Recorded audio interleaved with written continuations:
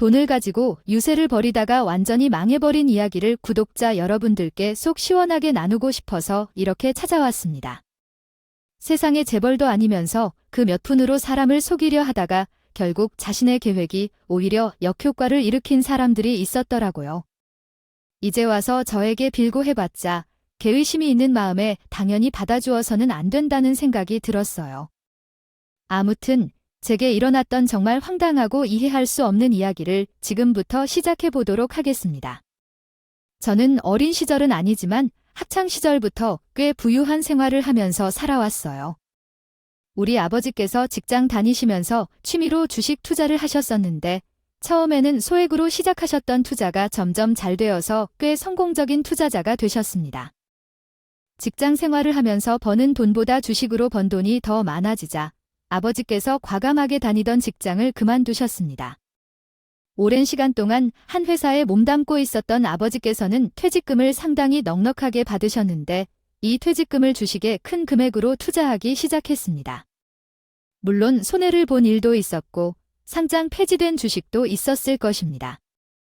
하지만 결과적으로 아버지께서 주식으로 돈을 몇 배로 불리어 투자에 성공하셔서 주식에 대해 물어보는 사람도 생기고 지역 신문에도 아주 작게 소개되기도 했습니다.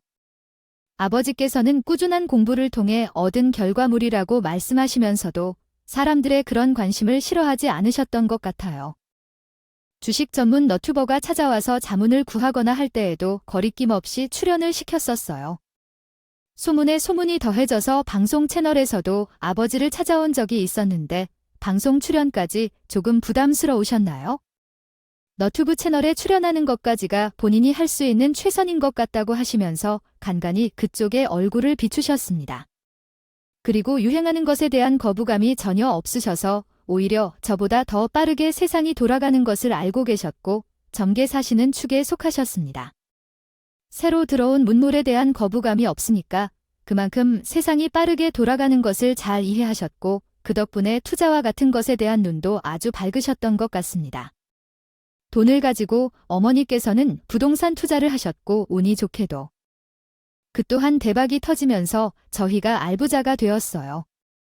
집을 2채 정도 샀는데 분양가에 비해 값이 어마어마하게 올랐어요. 처분을 하고 싶어 하셨지만 정책이 바뀌었기 때문에 부동산을 바로 정리하지 못하게 되었어요.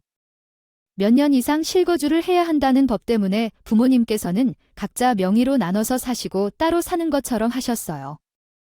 어차피 이런 사정까지 상세하게 언급해야 제가 하려는 이야기에서 벗어나기 때문에 우리 집 사정은 이쯤에서 마무리할게요. 대학을 졸업한 뒤 바로 자격증을 빠르게 취득하고 취업 전선에 들어갔는데 생각보다 운이 좋았어요. 일찍 근무를 시작하면서 월급을 받기 시작했는데 사회초년생이라 월급은 많지 않았지만 고스란히 잘 모으고 있었어요. 부모님께서 제게 주시는 월급은 비록 크지 않았지만 제 생활에는 충분한 것이었습니다. 월급은 매달 조금씩 모아두어 나중에 투자하여 불려야 할 돈인 것이라고 말씀하셨고 제가 필요한 생활비를 지원해 주셨습니다. 사실 남자친구를 만나거나 외출을 즐기는 타입이 아니라 교통비나 식사비, 친구들과 만나는데 필요한 적은 돈만 있으면 충분했습니다. 그래서 부모님께서 제게 매달 주시는 용돈으로 충분히 생활을 할 수 있었기 때문에 월급은 적금이나 청약, 보험 등에 투자하게 되었습니다. 그런데도 가끔 하나뿐인 쓰임이 있는 때가 있었고 그것은 과자를 살 때였습니다. 정말 단 하나의 취향이기에 사족을 못 따르는 경우가 있었습니다. 간식이 매우 달다면서 심심한 입을 참을 수 없는 성격 때문에 간식에 돈을 많이 쓰는 편입니다. 회사에서 일을 하다 보면 입이 심심해져 집중이 힘들 때가 있는데 간식이 필요해요. 회사 근처에 좋은 빵집들이 많고 간식을 파는 카페도 많아 가끔 배달을 시켜 먹을 때가 있었죠. 그런데 회사 동료들이 제 곁에 있어 홀로 간식을 주문하기 어려워요. 우연히 한번 주문했던 적이 있어서 그때마다 대량으로 팀 동료들을 위해 배달을 시킨 적도 있습니다. 하지만 간식에 대해 세련된 입맛을 가졌기 때문에 말차롱과 다쿠아즈 등 비싼 간식을 찾아 먹게 되었죠. 주문을 해서 나눠줬기 때문에 팀 사람들은 제대로 입을 식혔다 즐거워했죠. 아, 우리 미진 씨가 간식을 한 번씩 쏠 때마다 우리 입이 호강한다고 해서도 가격이 저렴한 것은 아닌데 매번 이렇게 통 크게 쏘면 남는 게 있어서 우리는 공짜로 먹는 것 같아요. 이렇게 먹긴 하지만 얼굴에 남는 게 있는지 궁금하긴 하네요. 요거 꽤 비싸잖아요. 알고 보니 막 금수저 물고 태어났다고 해서는 아니에요. 집에 금이 써 있고 금고에 현금이 달러를 막 들고 있는 것도 아니죠. 어떻게 제가 거만하게 사서 홀랑 먹어요? 이럴 때 같이 먹고 이야기도 나누면 좋잖아요. 저는 대충 둘러대긴 했지만 제가 금수저인가 하는 생각이 들긴 하더라고요. 엄청나게 부정하려는 것도 아니고 어물쩍 넘어가려는 것뿐이죠. 둘러보니 제가 금수저라는 소문이 회사 사람들 사이에 퍼져서 뒤에서는 조용했지만 제게 관심을 보이는 사람들이 생겨났어요. 그런 가운데 제 팀원 중 한 분이 나에게 차츰 다가와서 자기 친구와 소개팅을 해볼 생각이 없냐고 물어봤어요. 내 친구가 별리사라는 애야. 성격은 조용하지만 신중하고 내성적이라서 한번 소개팅 해볼 생각 없느냐? 내 남자친구도 없는 걸 보니 잘 어울릴 것 같아. 그러나 별리사는 직업과 능력 모두 우수한 사람이라 저에게 소개시키기를 꺼렸어요. 그런데 누가 봐도 모양새가 더 어울리는 제가 너무 부담스럽다는 걸 알 수 있었죠. 자리는 싫어요? 우리 미진 씨가 뭐가 부족하다고 그래. 하나도 부담 가질 필요 없어요. 사람 인연이라는 게 모르는 거잖아. 그냥 가볍게 한번 만나봐봐. 내가 친구한테도 미리 말을 해놨는데 내 친구는 좋다고 하더라. 한번 만나라도 봐에 별리사란 나중에 결혼하게 되면 저도 사자 직업 사모님 되는 거니까 뭐 나름 기대감이라는 게 생기더라고요. 물론 제가 일찍 깜찍한 김치국을 먹는 경향도 있긴 했지만요. 그래서 난생 처음으로 소개팅이라는 것을 하게 되었는데 제가 학창시절을 너무 재미없게 보냈었는지 그런 자리가 신선하기도 하고 긴장도 되고 하더라고요. 전혀 모르는 사람과 1대1로 만나는 건 처음이라 나름 화장도 열심히 하고 최대한 꾸며보고 나갔어요. 그렇게 소개팅을 하게 되었는데 생각보다 멀쩡하고 소심해 보이는 사람이라는 것은 눈에 띄었지만 진중하게 보이는 면도 있었어요. 첫 번째 만남에서 서로를 탐색하고 두 번째 만남에서는 취미를 공유하고 세 번째 만남에서는 서로에 대해 꽤 많은 것을 알게 되었죠. 주말마다 약속을 잡고 자주 만나다 보니 자연스럽게 연애를 시작했어요. 아무래도 둘 다 경제적 여유가 있는 편이기 때문에 만나서 데이트를 하는 것에 부담이 없었어요. 친구들 이야기를 듣니까 뭔가 남자친구랑 데이트하는데 많이 싸우며 통장을 같이 만들어서 누가 내는지, 내가 내는지 하는 것 같아요. 하지만 우리 커플에겐 그런 문제나 다툼이 전혀 없었어요.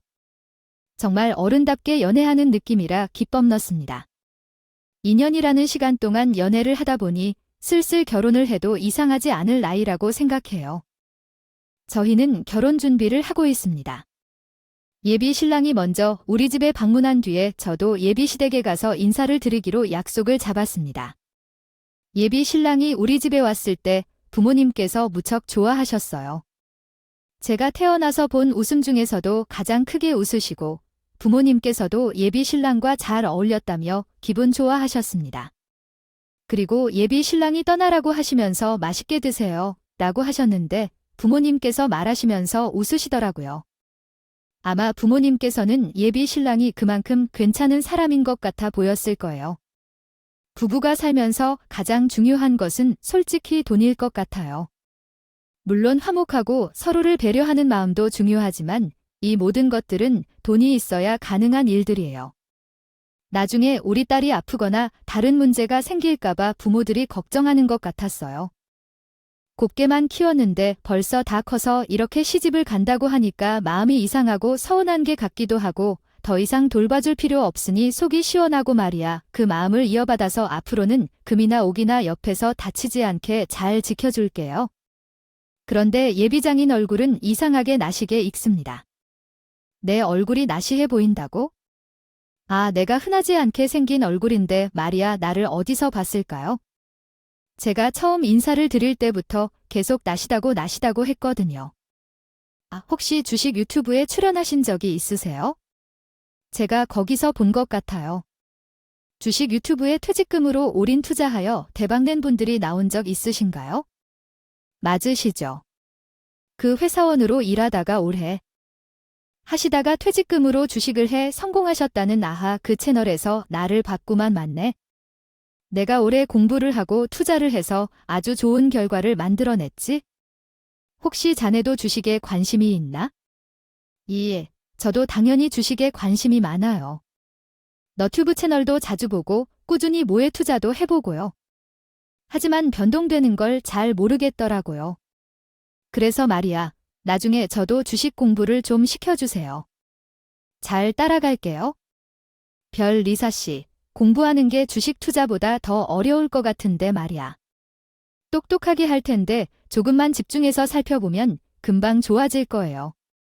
투자는 확실히 손해를 안 본다고 장담은 못하지만 그만큼 수익률이 좋기도 한 법이지. 갑자기 주식 이야기로 넘어가더니 아버지와 예비 신랑이 실제로는 무슨 일을 하시나요? 가는 줄 모르고 투자 이야기를 나누더라도 제가 모르는 사이에 아버지와 예비 신랑이 서로 번호를 교환했다는 사실을 알게 되었어요. 그 이후에 아버지와 예비 신랑은 연락을 자주 주고받으며 투자 이야기를 나누며 서로 시간을 보냈습니다.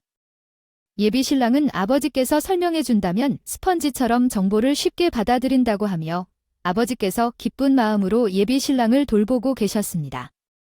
예비 신랑은 챙겨주시는 아버지께 공부한 종목을 추천하며 두 분이 재미를 느꼈습니다. 예비 신랑은 투자 경험이 처음이라 신중하게 소액으로 투자를 시작했는데 이로 인해 치킨 값 정도는 벌어왔다고 하네요. 그래서 더 재미를 붙이고 주식에 흥미를 느끼고 있다고 합니다. 공부를 시작하게 되었고 게다가 예비 신랑이 1인 회사를 설립하여 사업을 하고 있었어요. 아버지께서는 주위에 많은 아는 사람들이 계셨기 때문에 예비 신랑에게 지인들을 소개해 주시면서 일적인 부분에서도 많은 도움을 받을 수 있었어요. 예비 신랑은 소심한 성격이라 영업에는 소질이 없었지만 아버지 덕분에 많은 도움을 받게 되었거든요. 내가 정말 행운을 많이 누린 것 같아요. 그런 식의 말씀을 들었을 때 이렇게 말할 수 있지 않을까 생각이 들어요. 정말 어떤 장인분을 만나는 것이 내 인생에서 가장 큰 축복일지도 모르겠어요. 그래서 미진 씨를 만나서 하나하나 배우고 도움을 받은 것이 얼마나 큰 의미인지를 깨달았어요. 당신과 함께 평생을 보낼 수 있다는 것이 너무 기쁘고 시간이 흘러 이제 드디어 예비 시댁을 방문하러 갈 준비가 되었어요. 예비 신랑이 조심스럽게 말했어요. 미진 씨의 집과 우리 집은 분위기가 조금 달라서 미진 씨에게 질문이 엄청나게 쏟아질 수도 있겠죠. 우리 엄마가 미진 씨를 만나는 것에 대해 궁금해하고 보고 싶어 했었거든요. 미리 만나자고 하면 부담스러워 할까봐 그동안은 만날 자리를 마련하지 않았어요. 그냥 평범한 회사원이라고만 알고 있고 그 이상의 이야기는 하지 않아서 궁금한 점이 많을 거예요. 말이 조금 이상하게 긴장되긴 했지만 결국 가족이 되면 서로 숨길 것도 없잖아요.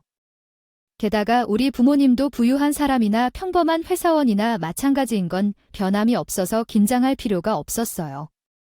예비 신부를 만났을 때는 평범한 식사를 하였습니다.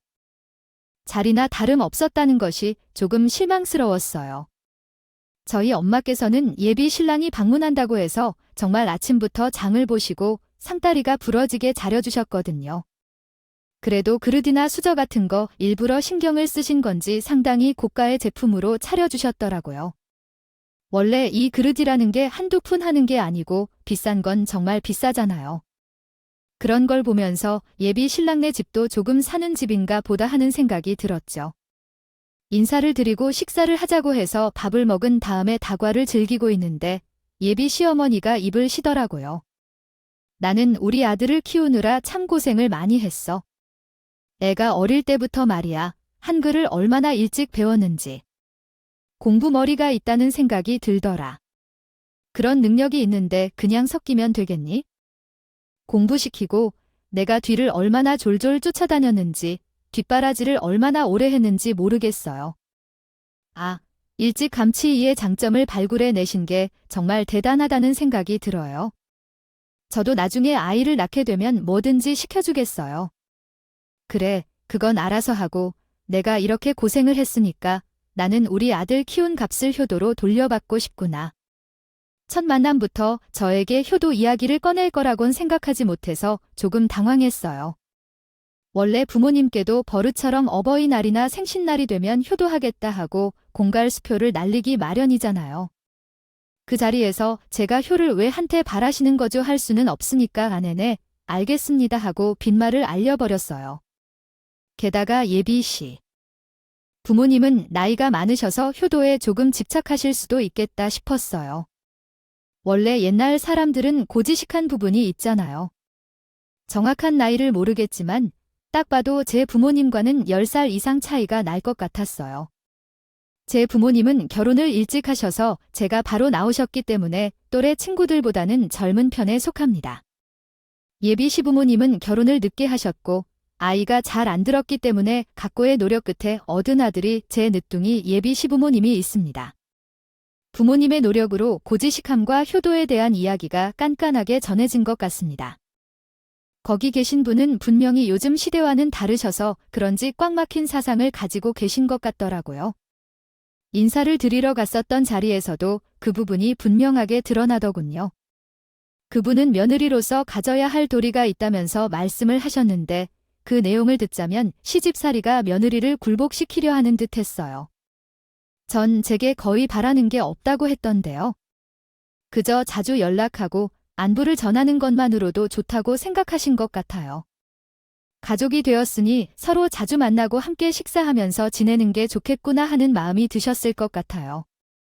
제 주위 친구들은 며느리와 함께 식사하는 것을 하늘의 별다른 일로 여기며 화목한 가정을 이뤘기 때문에 대화를 피하거나 감정을 숨기지 말고 자주 찾아와 주었으면 하는 바람이었나 봐요. 아, 안부 전하는 그분과 저랑과의 연락인가요? 번갈아가며 주고받는 게 좋을 것 같아요. 저도 무슨 일이 생기면 바로 전화드릴 테니까요. 아무래도 직장 다니고 있어서 자주 만나기는 조금 어려울 것 같아요. 그래도 가족 행사 같은 것은 절대로 빠지지 않기 위해 노력할게요. 그것은 차차 조율하면 되고 명절에는 꼭 우리 집에 먼저 와야 해요. 그것은 도리이자 이해관계인 거죠. 명절 때 시댁이나 친정으로 이동하는 문제는 그쪽과 상의할 거예요. 우리 집에서도 사위님을 대단히 사랑하기 때문에 빨리 만나고 싶어요. 제가 말을 들어주는 듯 해서 미안해요. 첫 만남이라 그런지 말을 많이 걸쳐주시기보다는 그저 표정이 조금 냉담해지고 계신 것 같았어요. 하지만 그렇게 해도 놀랄만한 말씀을 하시거나 하지 않으셨어요. 해야 하지 않겠어요. 초장부터 무조건 내내 했다는 나중에 책이 나오는 건 바로 저였으면 대화가 마무리되나 싶었는데 그것은 제 착각이었어요. 그때부터 본격적으로 시작되는 것인지 예비 시어머니가 제게 질문을 쏟아내기 시작하시더라고요. 그래, 내가 너에 대해서 아는 게 별로 없구나. 나로 자리를 한번 마련해 달라고 그렇게 말했었는데 우리 아들이 듣지를 않더라고. 혹시 내가 나를 피하려 그랬던 건 아니겠지? 내가 궁금한 게 몇 개 있는데 회사는 어디에 다니니? 어제 자리를 피한 적이 없고요. 어머님께서 저를 보고 싶어 하신다는 것도 사실은 몰랐어요. 미리 알았으면 한 번은 찾아뵈었을 텐데. 그리고 저는 지금 평범한 중소기업에서 일하고 있어요. 나름 회사 생활이 재미있고 뿌듯합니다. 종이요. 그러면 뭐 그거? 월급이 별로 안 되지 않으리 아들은 변리사인데 혹시나 해서 물어보는 건데 말이야. 설마 결혼하고 나서 그 가정주부를 살고 싶다고 일부터 그만두고 그럴 생각인 건 아니지. 우리 아들 뒷바라지 하는 것만 생각하고 집에서 노는 꼴 나는 못 본다. 그런 부분은 걱정 안 하셔도 될 것 같아요. 저도 회사에 다니는 것을 뿌듯하게 생각하고 있고 저축도 열심히 하고 있거든요. 평범한 소기업에 다니는 회사원이라는 게 얼마나 애사 있어 봐야 될까요? 많은 회사를 쉽게 그만둘 생각하지 마시고 뼈를 묻을 생각을 하세요. 나중에 임신했다고 집에 눌러붙을 생각도 하지 말고. 요즘은 애를 낳고도 바로바로 출근한다고 하던데 너도요. 그렇게 하십시오. 아직 임신 계획은 없지만 회사에 육가휴식이라는 제도가 있으니까 고심해서 잘 써보겠습니다. 그 부모님은 뭐 하시는 분이라고 들었는데 나이가 꽤 젊으신다고 하더라고요. 아버지는 주식하시는 가정주식을 하심을 주식을 하면서 일하지 않습니다. 집에서 매일 주식 시장을 들여다보시면서 투자를 하고 계십니다. 그러니까 내가 묻는 건 어디 소속이 되어서 투자를 전문으로 하는 일인지에 관한 것입니다. 그 전문직은 아니시고 퇴사하신 후에는 집에서 주식 시장만 보시는 백수이시죠. 그렇습니다. 알겠다. 4대 보험의 혜택을 받는 사람도 아닌데 집에서 투자를 하는 개인 투자자이고요. 돌려서 말을 하면 예비 시어머니가 이해할 수 없을 것 같아서 솔직하게 이야기했어요. 그런 건 아니고 일찌감치 회사를 그만두시고 받은 퇴직금으로 주식 투자를 하고 계십니다. 아니, 이게 무슨 소리야? 그럼 일을 하지 않는다는 거야? 하루 종일 집에서 컴퓨터만 들여다보고 있다는 소리냐? 아니, 아직 예비 사돈 나이가 젊다고 들었는데 일을 안 한다고? 그럼 뭘 먹고 산다는 거냐? 내가 어떤 자산으로 생활하는 거야? 주식 투자라는 것은 돈을 잃어버리는 것이라는 생각이 강한 건지 뭔지. 직장 이야기만 계속 하시는데 할 말이 없었어요. 물론 투자로 얻은 돈이 없다고요. 어마어마하지만 옛날 사람들에게는 어느 대학을 나왔느냐, 어디 회사를 다니느냐가 중요했기 때문에 제가 체념하듯이 주식을 일처럼 생각하시면서 하고 있다고 말했더니 시어머니께서 살짝 분개하셨다. 집에서 하루 종일 컴퓨터만 들여다보고 있는데, 아, 그게 어떻게 일이니? 집에서 놀고 먹는 거지라고 하시더라고요. 아야, 엄마, 무슨 말을 그렇게 하세요? 예비 장인어른이 얼마나 대단하신 분인데 너튜브에도 출연하실 정도로 유명하신 분이야 하면서 예비 신랑이 제 눈치를 한번 살피더라고요. 솔직히 말해 듣자면 듣는데 너무 열받아서 예비 시어머니에게 확실히 이야기하고 싶었어요. 아, 당신 아들도 우리 아버지 덕에 주식으로 돈 좀 만지고 재미도 좀 보고 있다고요. 하지만 저는 참을 수밖에 없었죠. 이유는 딱 하나였어요. 예비 신랑이 예비 시댁에 가서 주식을 한다는 것을 절대로 비밀로 지켜달라고 말을 했기 때문에 예비 시어머니가 알게 되면 아주 난리가 난다고 요란 법석을 떨었기 때문에 저는 손가락까지 걸고 선 약속을 해줘야 했어요. 예전에 어릴 적에 예비 시아버지가 주식 투자를 한다고 나댔다가 돈을 와장창 잃었었던 적이 있었다고 해서 집을 이사해야 할 만큼 크게 손실이 나서 예비 시어머니가 주식이라고 하면 치를 떤다고 절대로 비밀을 지켜달라고 했었는데 이런 식으로 우리 아버지를 공격하니 기분이 나빴었어요. 머릿속에 참을인자를 그리면서 꾹 참아내고 있었어요. 유튜브에 대한 얘기인가요? 그 태도는 하루 종일 누가 뭐를 먹고 있는지 구경하는 그런 건지요? 아이고, 식성은 좋으신가 보네요. 그런데 출연도 하시고 유튜브에 등장하고 있군요. 얼마나 다양한 채널이 있고 그 채널에서 먹는 방송만 보신 적이 있으신가요? 말씀하시는 것 같아서 갑자기 웃음이 나네요. 어느 채널인지 말하시면서 웃으시다가 아니요. 이해가 잘못된 건 아닌지 싶습니다. 유튜브에는 정말 다양한 주제의 영상이 올라오는데 투자 관련 채널도 있죠. TV가 아닌 채널들이 있어요. 아이고, 제 머리가 아파요. 그런 채널은 안 보는 편입니다. 라고 하시면서 이야기를 마무리하고 밥 잘 드셨다고 인사를 드리고 예비 시댁에 나왔어요. 기분이 꽁꽁 차가는데 예비 신랑이 따라 나와서 사과를 드렸어요. 자기야, 우리 엄마가 너무 과도하게 그린 것 같아. 내가 대신 사과할게. 예전 이야기라서 모르는 게 많을 텐데. 그리고 우리 아빠가 예전에 주식 실패를 했었거든. 그래서 주식에 대한 부정적인 생각을 가지고 있어서 더 그랬을 거야. 미안해. 솔직히 기분이 조금 상했지만 괜찮다고 대충 넘겼어. 나이가 있는 분들이시고 당했으니 그렇게 생각할 수도 있지 뭐. 하지만 사건은 여기서 본격적으로 시작되었어. 예비 시대에 방문한 지 며칠이 되었고 갑자기 예비 시어머니가 따로 만나자고 연락이 왔어. 혹시 결혼을 반대하려는 거면 긴장감을 느낄 수도 있었지만 예비 신랑에게 미리 이야기를 해야 할까? 고민이 많았지만 예비 시어머니가 또 절대로 예비 신랑에게 말을 하지 말라고 당부를 하셨어요. 아무튼 일단 매도 먼저 맞는 게 나을 것 같아서 부딪히다 안 되면 그때 예비 신랑에게 말을 해야겠다고 생각하고 자리를 떠났어요. 약속한 장소에 도착했더니 이미 도착하셔서 팔짱을 끼고 계시더라고요. 요즘 젊은 애들은 이상하게 시간 개념이 잘 없는 것 같아. 내가 2시에 만나자고 했는데 지금은 이미 2시 5분이야. 여기가 처음 온 동네여서 길을 조금 헤맸어요. 초행길이면 미리 준비해서 나와야지. 어딘가 어른을 기다리게 하니까 벌써부터 마음에 안 드는 구석이 많이 느껴져. 나에게 점수를 줄 땐 그게 결혼 생활의 기본 중의 기본인데 너는 마이너스부터 시작하는 것 같아.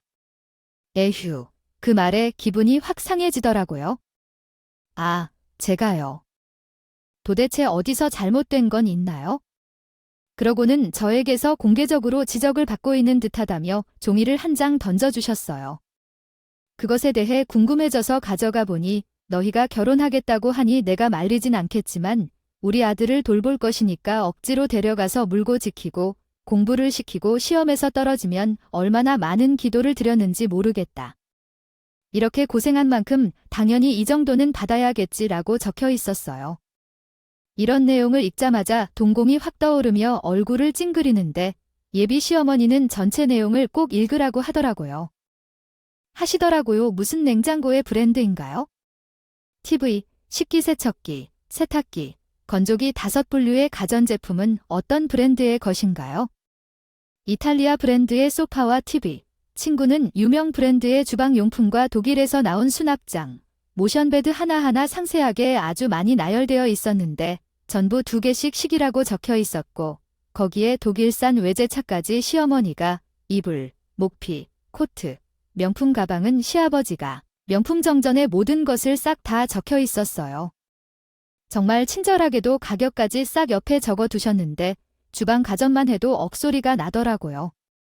거기에 신혼집 리모델링 비용까지 견적을 싹 내서 주셨는데 이게 무슨 내용인지 궁금해서 내용을 읽어보니 이것을 모두 합치면 생각보다는 많지 않을 것이다.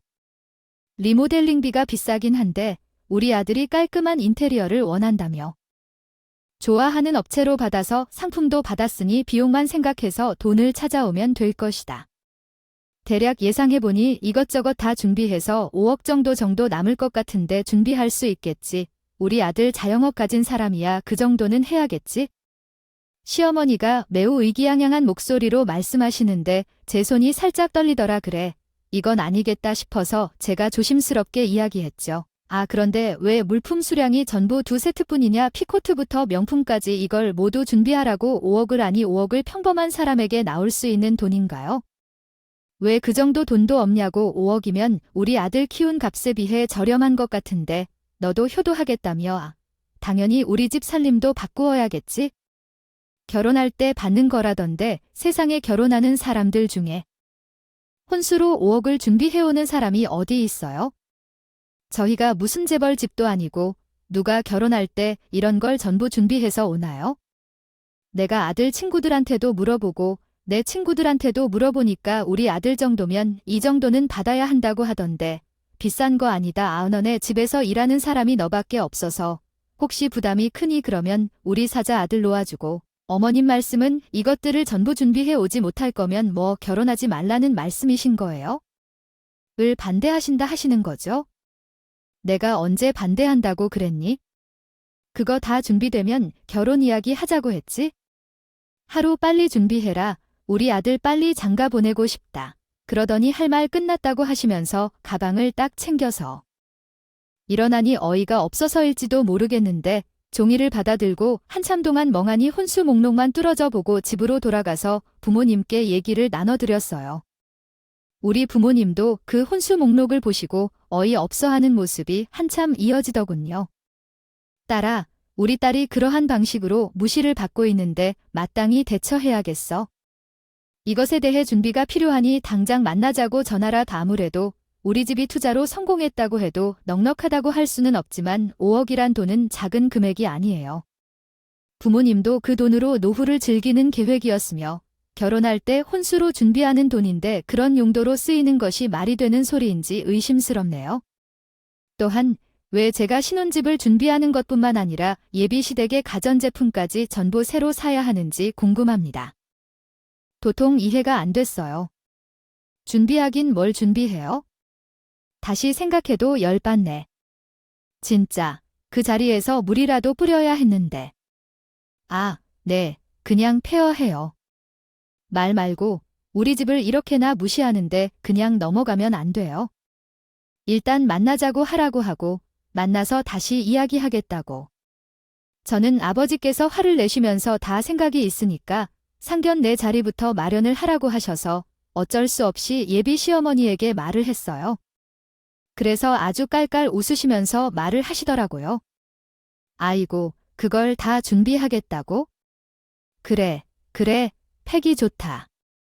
우리도 손해볼 거 없지 뭐. 왜 다시 만나서 이야기하게 상견 내 날짜 잡자. 아버지께서 무슨 생각을 하고 계신지 몰랐기에 저는 가슴을 졸이면서 상견 내 날짜를 기다리고 대망의 그날이. 부모님은 일부러 잘 들지 않는 명품 가방을 명품으로 보이게 하기 위해 아주 세심한 준비를 하셨다고 해요. 예비 시어머니와 친정 식구들이 함께한 자리는 처음이었는데 그 자리에서 우리 엄마께서 갑자기 가방을 향해 말을 꺼내기 시작했어요. 어머, 이 가방 쳐도 되는데 사이즈가 다른 것 같네요. 혹시 가짜일지도 몰라요. 예비 시어머니가 명품 가방처럼 보이는 것을 들고 다닐 때 우리 엄마도 가짜와 진짜를 구별할 줄 아시는 분은 아니시었어요. 엄마가 그냥 가짜일 수도 있다고 한 말에 상당히 고가의 모델이었던 것 같은데 가짜였다니 놀란 듯 했어요. 예비 시어머니 얼굴이 붉게 질렸고 엄마도 당황한 모습이었지만 곧 바로 공격적인 태도로 맞섰어요. 얼마나 명품을 들고 다니고 싶으셨던 것일까요? 그렇게 사서 드셨을까요? 그런 게 경찰에 신고하면 잡히지 않아요. 아, 진짜 만들어서 모르겠네요. 아니, 너는 내가 준비하라고 했던 혼수는 다 하겠다고 마음을 먹은 게야. 한두 푼 하는 게 아닐 텐데 안 그래도 그 목록을 보고 이렇게 만나 뵙자고 요청을 드렸습니다. 준비를 못 하실 거라 생각하는구나. 우리 별리사 아들 키우는데 얼마나 정성을 쏟았는지 그 정도는 받아야 하는데. 근데 그걸 준비를 못 하겠다고 하니 그런 명품이 무슨 소용입니까? 아유, 없는 일로 합시다. 그러자 예비 신랑이 놀라가지고 시어머니 옆구리를 찔러 이야기했더라고요. 지금 상연의 자리에서 무슨 소리를 하고 있는 건가요? 왜 이렇게 이야기를 하는지 모르겠네요. 오늘은 결혼 날짜를 구체적으로 정하기 위해 만났는데 정말 혼수 목록이 뭔지 궁금하더라고요. 엄마가 뭐를 해달라고 했는지 웃음나네요. 5억이 문제인가요? 저도 금이긴 하지만 그렇게 많은 돈은 필요할까요? 우리 딸 시집 보낼 때 강남에 아파트를 주려고 했었는데 고작 5억만 준비해 오라니 조금 서운하더라고요. 집은 어디로 해주실 건데요? 적어도 강남에 몇십억이든지 하는 집은 주실 수 있으니까 그 돈을 요구하신 거겠죠. 차까지 사주시려고 했던 말도 갑자기 예비 시어머니를 염려하게 만들어서 그런 말을 했어요? 아, 아니에요. 그 집은 퇴출 온 가족이 사는 거잖아요. 처음부터 강남에 몇십억짜리 집을 어딘가요? 애들 둘이 살 거면 그렇게 큰 집이 필요하지 않아요. 그런데 강남에 어떤 아파트를 주신다고요? 이 혼주님 다 들어가려면 40평대 아파트여야 할 것 같은데요. 우리는 좋습니다. 혼주 5억 원어치 해드릴 테니 강남에 집을 주시죠. 저희가 원래 증여하려던 집보다 가치가 있어야 할 것입니다. 아, 강남에 어떤 아파트가 있는지 허풍을 떨지 마십니까? 그 너머로 큐브인지 인터넷에서 영상 몇 개 올리는 것으로 돈을 벌어요. 제가 주식을 본업으로 삼은 지 좀 됐는데 요즘 상승세라서 그런지 이익도 많아요. 제가 뭐 하나하나 설명해야 아시겠습니까? 그래서 아파트를 어디에 해주실 건가요? 아, 강남에 아파트를 주셔야 한다고 하시니 저 아파트를 사주신다면 저희가 혼인 준비하는 게 맞지 않나. 그 후로 아무 말도 하지 않고 눈치만 살펴주시길래 제가 예비 시어머니가 주신 혼수 목록이 적힌 종이를 고스란히 돌려드렸어요. 이 정도는 준비해 주실 수 있죠? 제가 물어보니까 저희 집안 정도면 이 정도는 받아야 한다고 하더라고요. 아, 설마 어머니 아들밖에 일을 하는 사람이 없어서 부담스러우신 건 아니죠? 이 정도도 준비 못 하실 것 같으면 저 단박에 파혼하겠습니다. 그 말에 예비 시어머니의 얼굴이 울그락불그락해지고 예비 신랑의 얼굴은 퍼렇게 질리더라고요. 둘이 붙어 있으니까 딱 태극기 같았어요. 아, 저 왜 이렇게 감정이 격해져 있는지, 이게 다 무슨 소린지. 나는 영문도 모른 채 왔는데 말이야. 우리 엄마가 실수한 것 같아 장인어른. 장모님 저희 집에서 아주 큰 실수를. 주식에 관해 실수를 저질렀어요. 돈에 대한 불안감이 얼마인지 몰라서 그런 실수를 했죠. 아무래도 제 나이와 이전에 돈을 잃은 경험이 있어서 그런 것 같아요. 예비 신랑이 피해를 막기 위해 입에 침을 바르면서 쉴드를 쳤지만 저는 이미 마음을 정리한 상태였어요. 평범한 회사원이 별리하고 결혼한다는 말씀에는 반박했고 감추고 있는 것이 있지 않느냐며 강남 아파트 말고도 숨겨진 게 있다고요. 그래서 예비 신랑이 깊이 숨기고 싶어 했던 일들을 공개하기로 결심했어요. 그 인간은 별리하라고 기세를 내며 5억 원어치 혼수를 해오고 배제하라고 말했었죠. 그러나 어떻게 해야 할까요? 제가 한 말은 이제 리사가 아니라 개인 사무실을 운영하던 것을 그만두고 주식 투자를 하고 있다는 것인데요. 주식 투자가 그에게 잘 맞는 것 같아서 전업 투자자로 직업을 바꿨다고 합니다. 근데 뭐라고 하는 거죠? 아직도 사무실에 출퇴근하고 있는 애에게 무슨 소리를 하는 건가요? 개인 사무실을 오래전부터 접었고 간판도 떼어버렸습니다. 계약 기간이 남아있어서 그 자리로 출근해서 주식 투자하고 있다고요. 이전에 언급한 대로 예비 신랑은 소심한 사람으로 업무를 잘하지 못했습니다. 상담을 받으러 온 사람에게 싹수 없이 대하지 못하고 긴장해서 제대로 말도 못하니까 사람들이 이를 예비 신랑에게 맡겼습니다.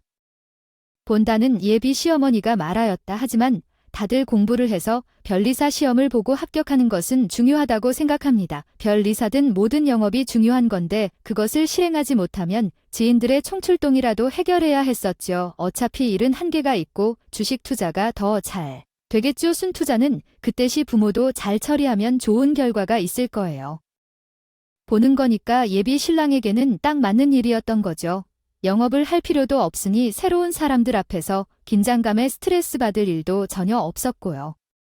더군다나 저희 아버지 추천 종목을 듣고 같이 공부를 하면서 투자를 했기 때문에 수익률도 상당히 좋은 편이었어요. 별리사 일을 그만두고도 충분히 먹고 살겠다 싶었는지 바로 영업을 접었는데 그걸 저만 알고 있었던 거죠. 예비 시어머니에게 이야기하며 호되게 혼이 날까봐 무서워서 아예 입도 뻥긋 못하고 있었거든요. 그 사실을 처음부터 제가 까발려 예비 시어머니는 아주 뒤집어지다 발작을 일으켜다니. 아니, 이게 뭔 소리야? 내가 어떻게 뒷바라지해서 만들어낸 자리인데 별 리사 되는 게 쉬운 일인 줄 알아? 그 자격증 안 하면 탄탄하다고 했어요. 대로라고, 이놈아 성격이 소심한 거야.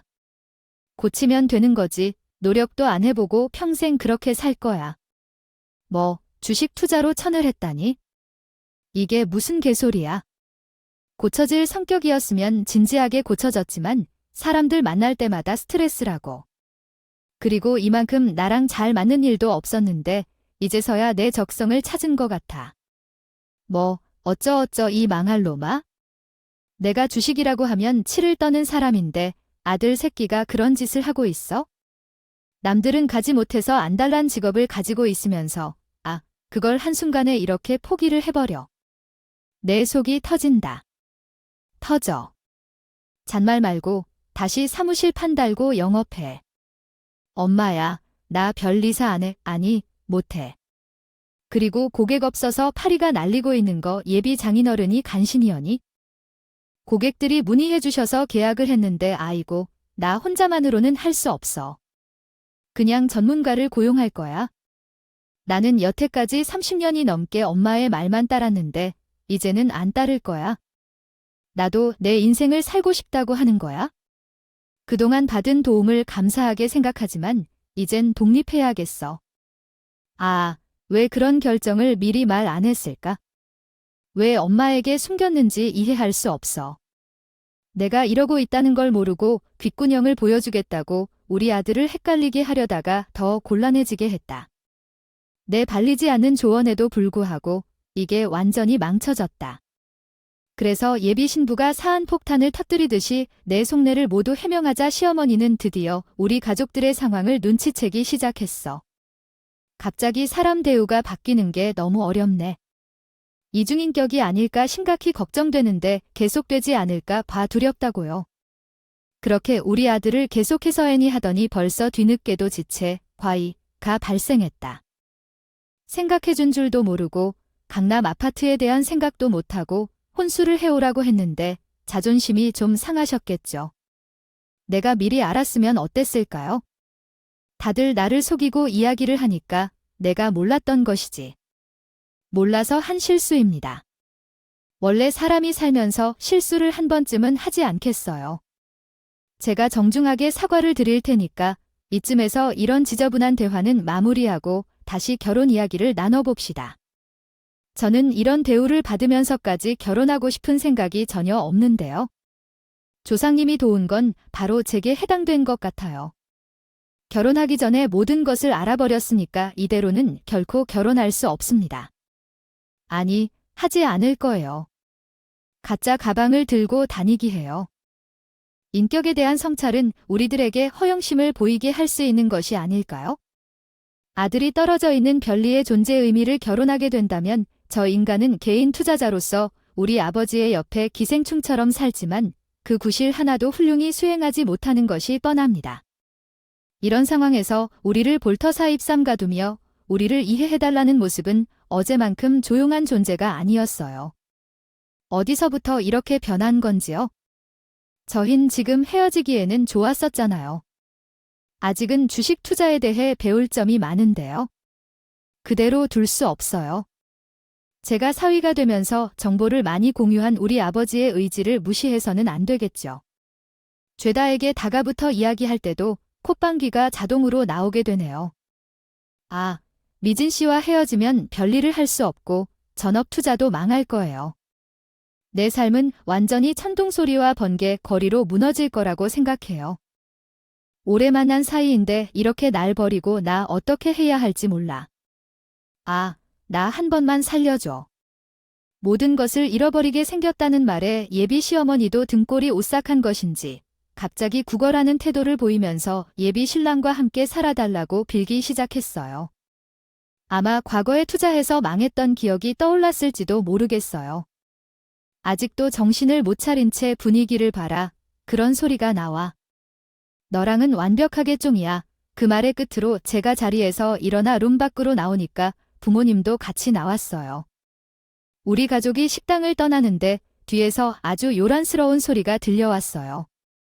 예비 신랑과 예비 시아버지가 예비 시어머니에게 왜 그런 짓을 해서 이 사태를 만들었느냐고 고함을 지르며 싸우고 있더라도 이렇게까지 파워게임을 마무리하고 연락처를 전부 차단한 채 소식을 단번에 끊고 지냈는데 그는 회사 동료를 통해 소개받은 사람이었어요. 회사 동료를 통해 좀 들리는 이야기로는 예비 신랑이 있던 그 인간은 혼자서 이곳저곳 마구잡이로 투자를 하다가 쫄딱 망해 폐인에 물들어 지내고 있다고 하더라고요. 주자 손실이 어마어마한지 아예 정신이 쏙 빠져 있다고 하나 봐요. 결국엔 백수로서 자신의 방에 나가지도 않고 지내고 있는 바람에 그 노인 예비 시어머니가 돈을 번다고 하는군요. 당연히 저는 차단을 걸어버린 채 일말의 동정심도 가지지 않고 있었고 제 연락처를 전부 차단해버렸더니 제 개인 SNS를 찾아와서 메시지를 보냈는데 그런 소리는 듣고 싶지 않아요. 아, 그리고 그 여자와 함께한 예비 시어머니가요?